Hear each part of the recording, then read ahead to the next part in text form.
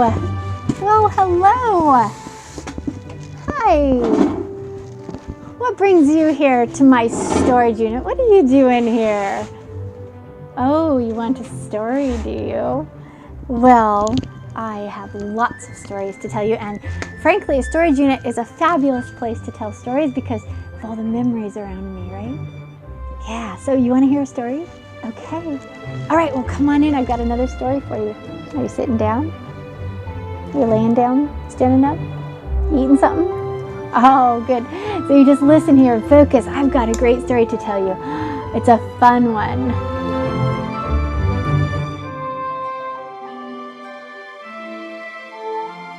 I got a great story to tell you. And this actually reminds me of it because this is like a boogie board. And you use a boogie board on water, right? Now, it's a little bit of a stretch, but I think you'll like my story. So before Isaac and I got married, we went on a road trip together. Now, I had been invited I had a job down in Georgia, and I was going to be water ski director down there. And Isaac was going to drive me all the way down to Georgia, drop me off for the summer, and then I was going to come back. And we were going to do a little long distance thing. But we were together and decided to go on this road trip.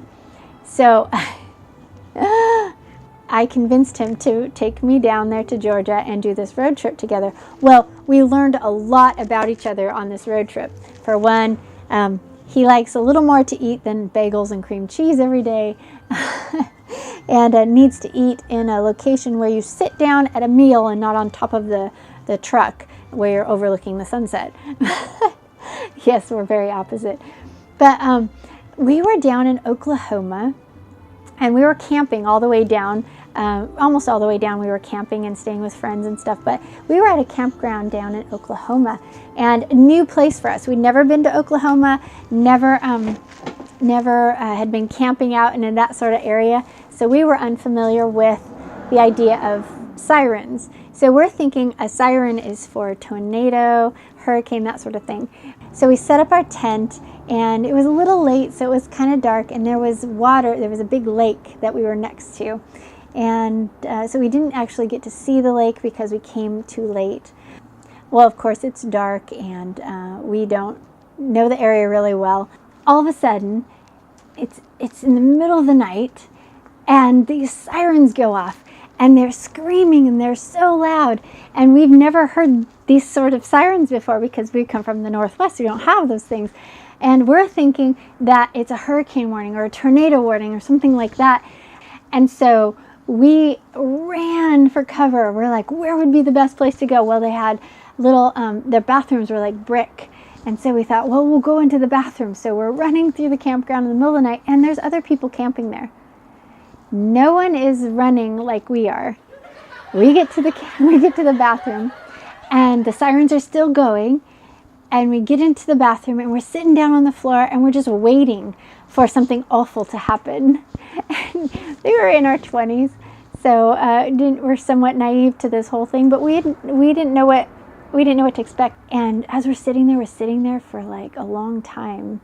And we didn't know if there was another siren that said we could come out. But it was interesting because no one else was running like that. No one else was freaking out like us. And come to find out, finally after a couple hours, we left the bathroom. The sirens had quit, and we went back to the camp. There was no one around that was saying, leave, get away, or anything like a flee. We found out the next day that those sirens were for boaters on the lake. It was an electrical storm warning for the boaters on the lake. And we were so embarrassed because here we had been thinking that was a tornado warning, and we were running. We hid in the bathroom for part of that night when in reality that wasn't even what the whole siren was about. And everyone who was local knew about it, but we felt really, really stupid.